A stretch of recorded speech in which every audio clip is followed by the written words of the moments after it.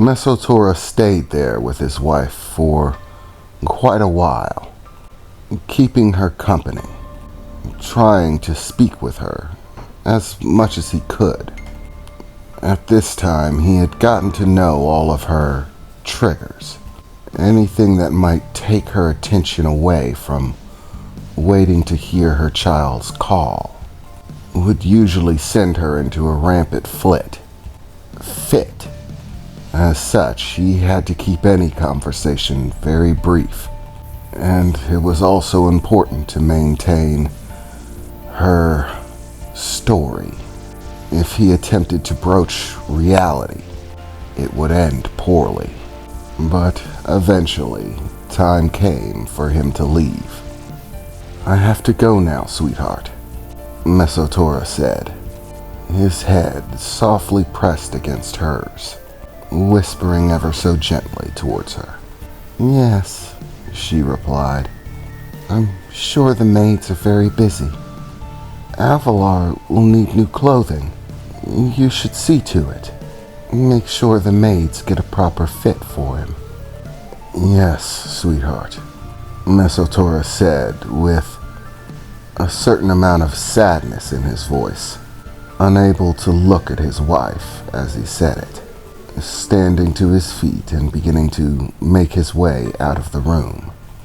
As he did, once again, she began singing that gentle song that was, in fact, so beautiful, and yet, at this point, had become haunting, as if the spirits of the dead were haunting this castle.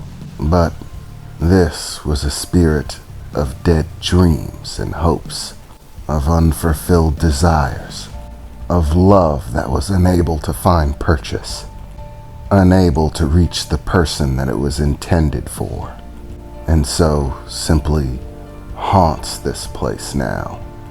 Mesotora opened the door, walking out and closing it gently behind him.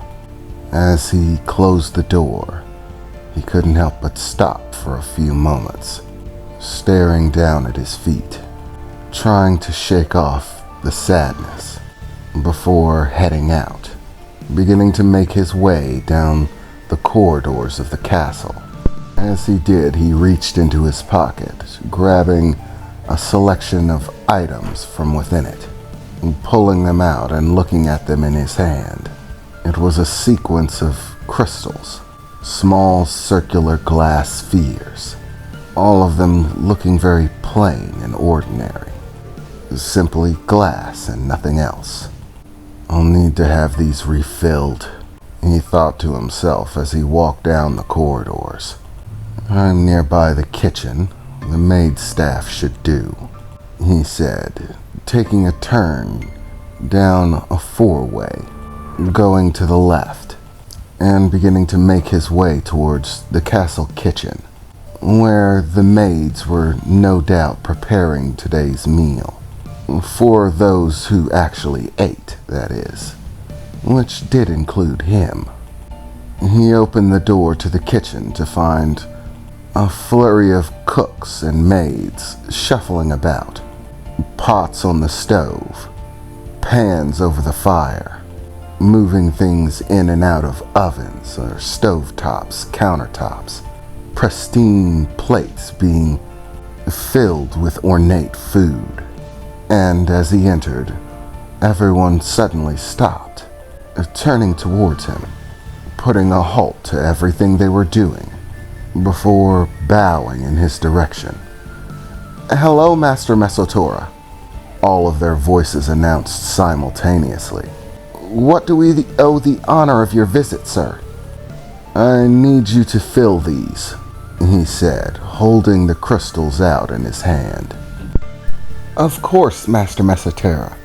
We will do so at once," several of them said, stepping forward and beginning to clasp small crystals from his hand. 5 in total, 2 cooks and 3 maids.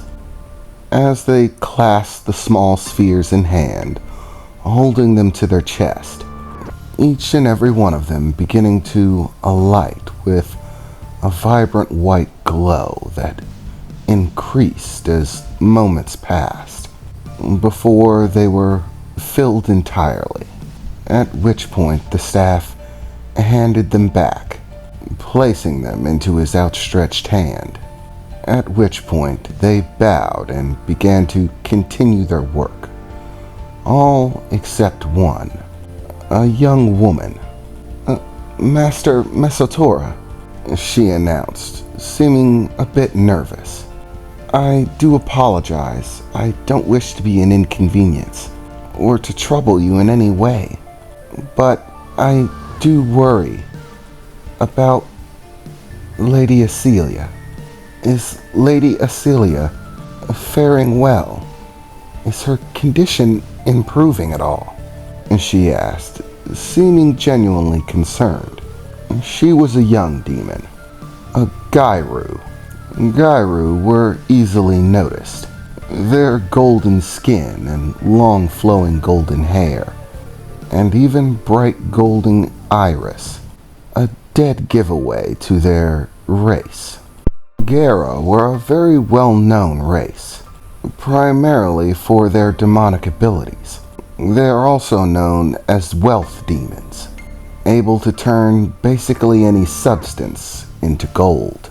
It is not an ability that fares well in combat, but for this reason, at least in places outside the matara kingdom, they are often sought after, to be kept as slaves or servants, tools to maintain the wealth of those who have it, able to channel demonic energy and force any substance to become gold. This is a practice which is banned within the matara kingdom, made so by Lady Acelia herself, and for that reason all Gera within the kingdom view her as a savior or protector, the angel that saved them from the fate that would normally befall them should they live in most other places, and thus looked at her with a great deal of reverence. It was not uncommon for those of a Gair race to ask questions about her well-being, whether she would soon recover. Some because they were frightened that it's possible that the old ways might return without her, that they would once again be demoted to property, kept in chains, forced to endlessly produce gold, every hour of every day, having no rest or relaxation, no life to speak of, their only purpose to make gold, bred like livestock, to ensure that there would be more Gera to continue producing. It was far from a satisfying or fulfilling life, and not one that they were anxious to return to. This maid in particular had asked on several occasions about Lady Acelia's recovery. Mesotora had been asked by multiple Gera, but this one was the most persistent. While most of the Gera seemed more self-concerned about the return to the old ways, this one was special. Before Acelia's fall into madness, she served as her personal attendant and would see to whatever the queen needed, from preparing her clothes for the day to readying her bath, even brushing her hair, helping her with makeup, simple things. And during the time she did this, for about 100 years or so, they developed a close relationship. Her name was Mose, and her and Lady Acelia would frequently talk whilst she was helping her get ready for the day, or prepare for the night's rest after it was over, brushing her hair and having conversations about basically anything, keeping her company a great deal. And so while others were more selfish, thinking about whether it would affect them, she in particular seemed to be genuinely concerned about the queen herself, and not simply whether it would negatively affect her. She wanted to know if her friend would recover.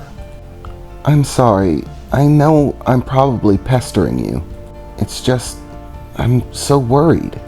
It's been so long," she said, clasping her hands in front of her, barely able to look Master Mesotora in the eyes. He placed the crystals within his pocket, and as he did so, extended his other hand, putting it on her shoulder. "You needn't worry.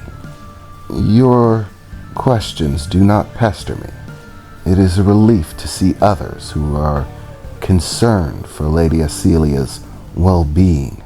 I know that you two grew close in the time that you served her, so no amount of concern you show for her well-being is going to be a bother for me. I am thankful for it. So, I will share with you something. But you must keep this to yourself. Do not tell the other staff," he said, leaning in and beginning to whisper gently. "This is not yet common knowledge within the castle, but as of recent, the systems that we have set about in other realms to detect demonic energy that is of a familiar nature. It was, of course, once the king, the prince, went missing and placed with his demonic energy signal as well. And recently, it was triggered.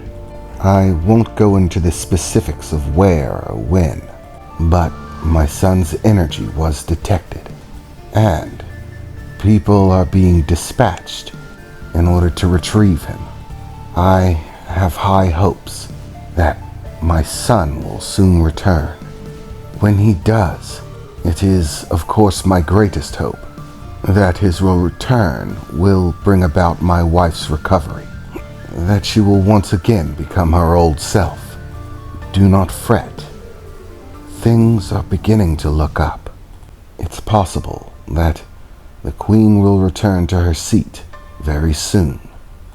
As he said the words, a bright smile arrived on her face, an expression of utter joy, and even a few tears started to roll down, all with a golden hue to them, as she did her best to take a napkin from her pocket, wiping them away, the rag she did so with turning to pure gold fabric as she dried the tears. "That is wonderful news, Master. I cannot wait to speak to my lady again. It has been so long. I will keep the secret, I promise. And if my lady is to return, I should probably begin to prepare. I still have many of her old dresses, but they have been laying still for quite some time. I will begin tending to them again." Mesotora smiled, leaning back to his stance. "Thank you for your service," he said, turning around and beginning to exit the kitchen.